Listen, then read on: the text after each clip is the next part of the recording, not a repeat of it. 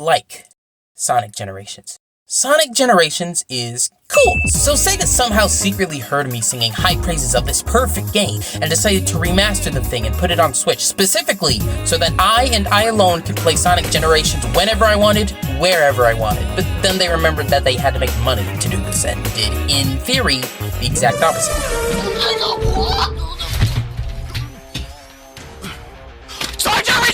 Sega pulled a Year of X character for 2024 after supposedly either not at all or completely learning from Nintendo's Year of Luigi incident. Sega saw this catastrophic failure and decided to do the exact same thing, except they didn't border on bankruptcy. The Fearless Year of Shadow campaign is Sega's version of squeezing the color out of their most popular franchise's second largest character and splashing it on as much merchandise as they can, capping off the year with the biggest moments of all. A video game and a movie, my favorite things. Sonic X Shadow Generations is my new favorite Sonic game, and not just because it's bundled with my favorite Sonic game, but because it's bundled with my two favorite Sonic games. If you didn't already know, Sonic Generations is my favorite Sonic game, and one of my favorite video games of all time. It was one of the first Sonic games I've ever played, so it has played a very important role in contributing to my downward spiral. Generations sees the titular Sonic Hedgehog is canonically a year older after every game he's ever started, when his birthday party eventually goes to shit. When this giant purple monster comes by to erase them and one-shot Sonic. Sonic wakes up in the void and, as a first response, runs straight into reused Hill Zone. Green Hill's looking a lot more like Green Hill's looking a lot more like Green Hill's looking a lot more like Green Hill's looking a lot more like Green Hill. Hey, now Tails isn't dead.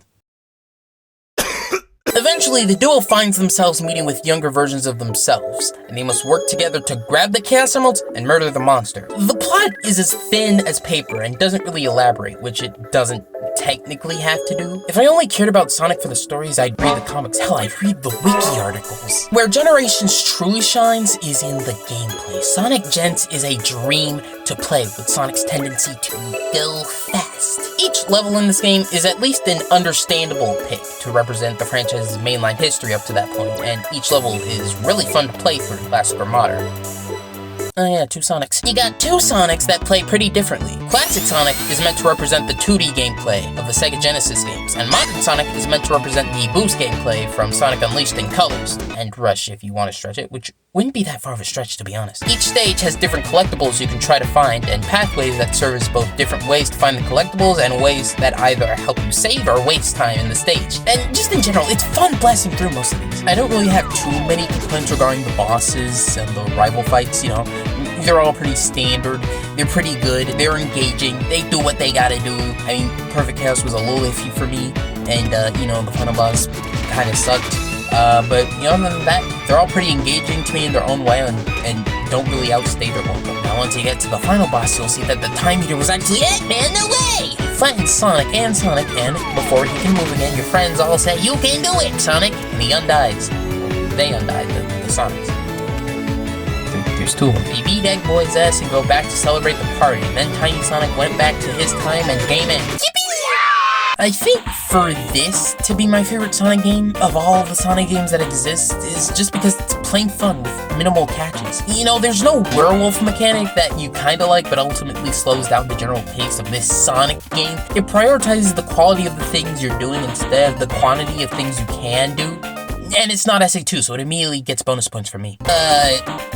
I like when, the Goofy, which is why the rewrite baffles me. Yeah, for some reason, Sega brought Ian Flynn, who was already writing for the other half of this frame, and told him to rewrite the entirety of the original gens from scratch, but for some reason they didn't want to fit the cutscenes in with the new dialogue, which makes the new dialogue baffling here, especially as someone who's lived and breathed the original for years. We're traveling through time and space! How did this happen? We're traveling through time, Sonic! Without the time stones? Time stones? Time stones? Green Hill? This is stupid. The Generations rewrite is stupid. This game is a 9 instead of a 10 now. Good job, Ian. Moving on. Warning. You are entering spoiler territory, Dot, for Shadow Generations. If you didn't beat the game, go do that. It's for your own health. Pee-pee poo-poo. Okay.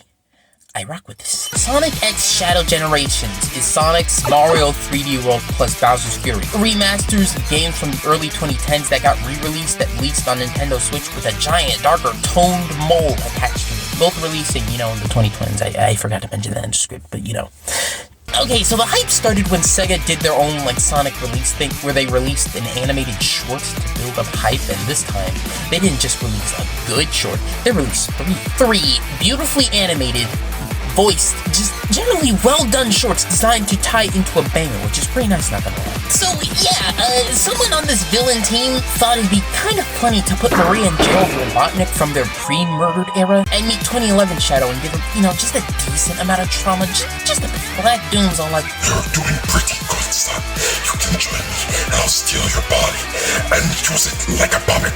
There's something I don't know, and Maria's like, no, you're bad! Anyway, Shadow gets all these powers and eventually kills Black Doom. You get it. Afterwards, though, Maria and Gerald begin fading to present timelines when Maria would be brutally shot and killed, and Gerald would go a little goofy. And Shadow runs off to where Sonic would take on the Time Eater, and the game ends. That is a gross understatement of this game's story, and if for some reason you want to play it spoiler-filled, I only kinda did that. You have to go play it for yourself. It is so good.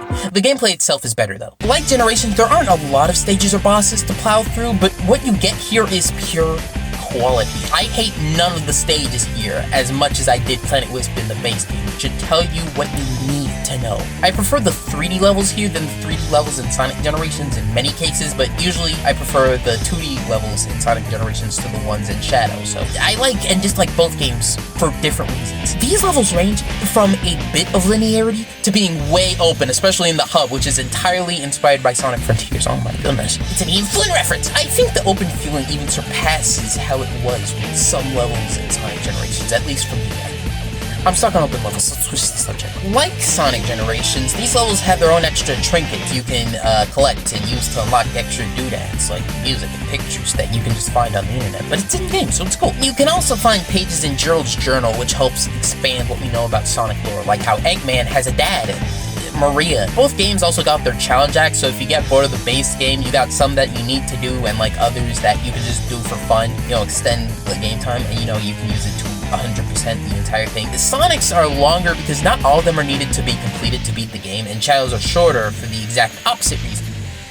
I'm running out of things to say. I gotta get this video out before the hype dies. Sonic X Shadow Generations is the best thing that's happened to me since I got 700 subs, which thank you very much for that, which is why I will give it a 9.7 out of 10. Negative points for that rewrite. It'll never not be weird. Goddamn. Time